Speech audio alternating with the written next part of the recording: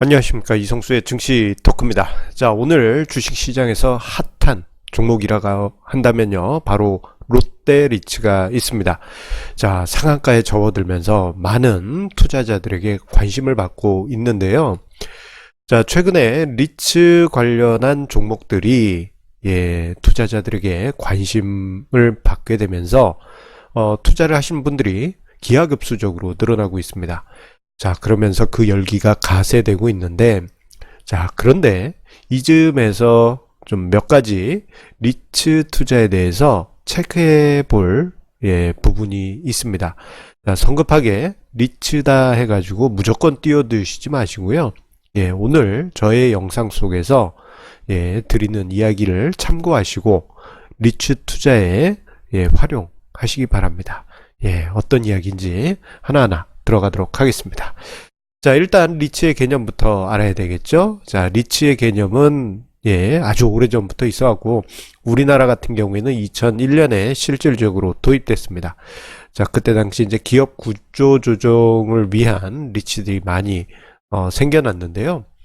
리츠 자체는 투자자들의 자금을 받아가지고 부동산 투자 회사가 특정 부동산이나 부동산 관련 유가증권을 매입해서 거기서 나오는 임대료라든가 개발 이익을 취해서 이것을 투자자에게 다시 배당하는 이러한 수익 구조를 가지고 있습니다. 과거의 기업 구조 조정이라고 한다면 재무 구조가 안 좋은 회사들의 본사를 매입해서 미래에 뭐 몇 년 뒤에 다시 팔겠다 이런 약정을 한 그런 계약을 맺고 일단은 매입 후 현금을 지급했다가 나중에 다시 되파는 형태를 많이 취했습니다만 요즘은 순수하게 투자자들이 자금을 모아서 부동산 투자 회사가 이를 가지고 부동산이나 부동산 관련 유가증권에 투자하는 그런 형태를 주로 취하고 있습니다.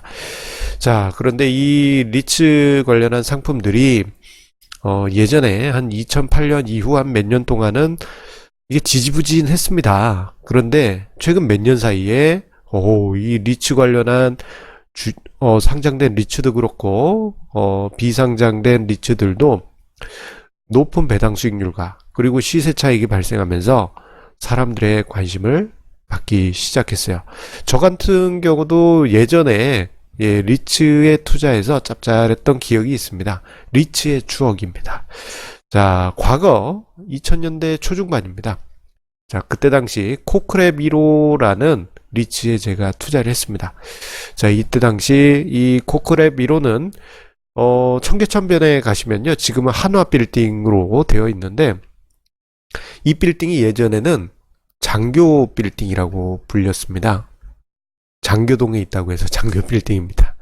자, 이 장교 빌딩을 매입해서 여기서 발생시키는 임대 수익에 따른 이 이익을 배당을 하고 그리고 몇 년 뒤인 2007년에는 약정을 했던 한화그룹의 이 빌딩을 되팔면서 시세 차익까지도 만들어졌던 그런 리츠였습니다. 이때 당시 수익률 괜찮았고요. 제가 매입했던 시기 때 배당 수익률이 6 내지 8% 엄청난 배당 수익률을 보여주고 있어서 그때 당시 자산 중에 일부를 투자하기도 했었습니다. 저때 당시 에피소드 하나를 이야기 드리면요, 제가 코크랩 1호를 매입한 다음에 그래도 몇천원어치 산 건 아니니까 그래도 한번 저 빌딩에 방문을 해봐야 되겠다. 왜냐? 저 건물의 타일 몇 조각 정도는 내가 한 거 아니겠느냐? 뭐 이런 주주로서의 그런 생각을 가지고 가서 로비를 한참 걸어 다녔던 기억이 납니다. 로비에 있던 이 건물 직원분들이 좀 이상하게 보셨을 것 같습니다. 지금은 하나그룹이 리모델링 해가지고 모양이 조금 바뀌었는데 사진 속에 요 윗부분이 옛날 건물 모양입니다. 갑자기 문득 생각이 나네요. 자, 이러한 그 리츠 상품들이 짭짤한 수익들이 2000년대 초중반에 쫙 있었어요. 그때는 또 부동산 호황기이기도 하니까 수익률이 좋았다가 2008년 금융위기 지나면서 건설 경기가 침체기를 겪을 때 수익률이 악화됐었습니다. 자, 그런데 몇몇 리츠 상품들이 엄청난 수익률을 내면서 사람들에게 관심을 받기 시작했어요.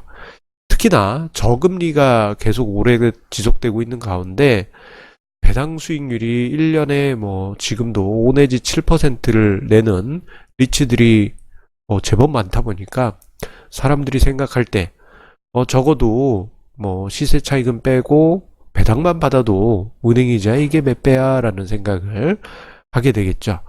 그리고 최근 한 5, 6년 동안에 부동산 시장이 호황기를 겪으면서 엄청난 투자 자금이 유입되고 그 결과 상장 리츠 같은 경우에는 돈의 힘으로 끌어올려지는 그런 상승세가 나타나면서 주가 상승률이 엄청났습니다. 대표적으로 맥쿼리 인프라가 엄청난 수익률을 오랜 기간 보여줬고 최근 2018년 이후부터 해서는 또다시 상승세가 나타나면서 올해 27%라는 놀라운 상승세가 나타나니까요. 사람들이 딱 보고 와, 이거 리츠 뛰어들어야 되겠다, 막 이런 분위기가 만들어진 게 사실입니다. 그 결과 롯데리츠의 공모 때 엄청난 자금이 몰리면서 세간의 화제가 되기도 했습니다. 자, 지금 화면상의 자료가 잠깐 나왔는데요. 요거는 이제 리츠 수익률 추이입니다. 지금 자료는 국토부의 리츠 정보 시스템이라는 사이트가 있습니다. 거기에 보시면은 자료가 나와 있는데요. 그것을 표로 만들어 봤습니다.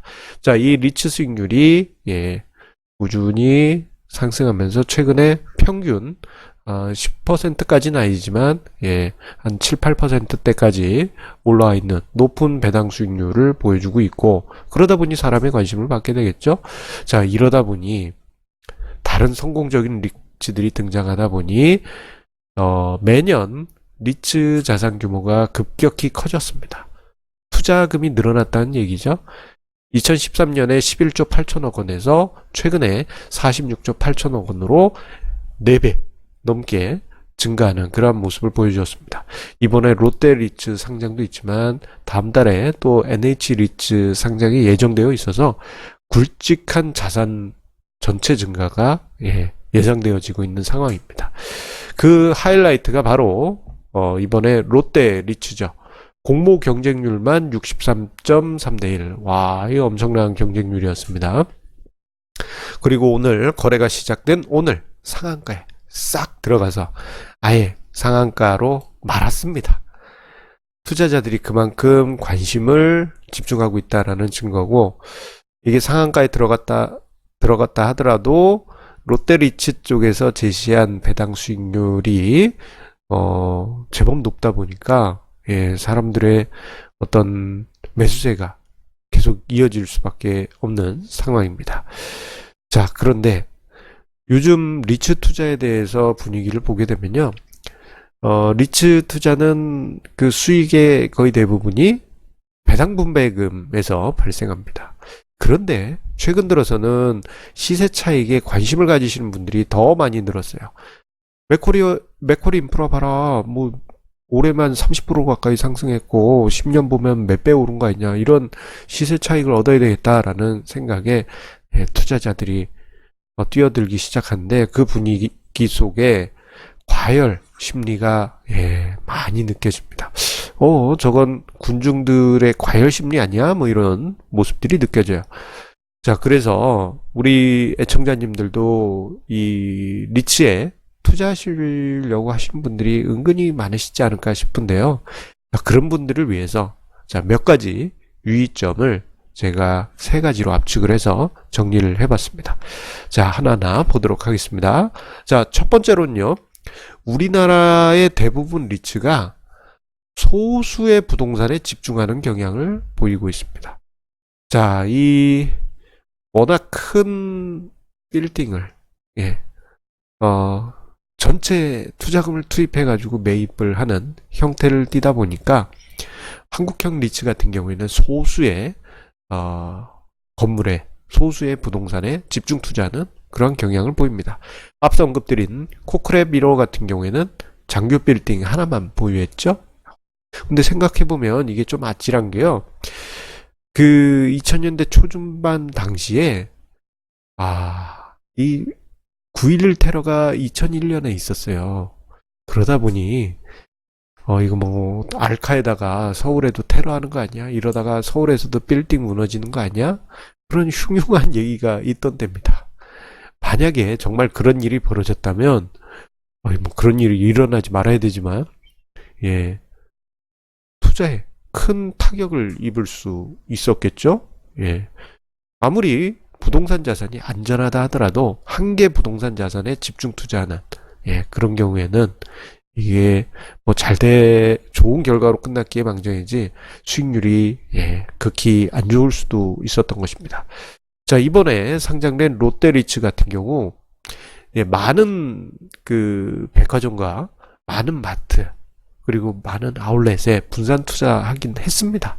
롯데백화점 4곳, 롯데마트 4곳, 롯데아울렛 3곳 해가지고 총 이게 11곳의 부동산 자산을 가지고 있는데, 자, 그런데요, 엄밀히 따져보면 이거 결국 롯데쇼핑 관련된 거잖아요.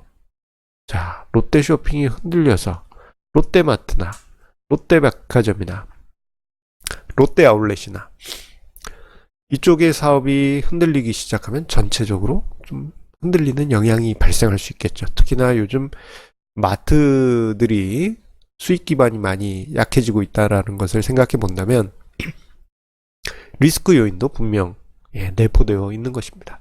하나의 단일 자산으로 볼 수 있기 때문입니다. 자, 그리고 상장되어 있는 신한 알파 리츠 같은 경우 판교 크래프턴 타워 그리고 용산 더 프라임 오피스를 재간접 투자하는 방식으로 해가지고 자산을 보유하고 있는데 이게 자산이 2개입니다. 이것도 소수의 빌딩에 소수의 부동산에 투자하는 것이죠.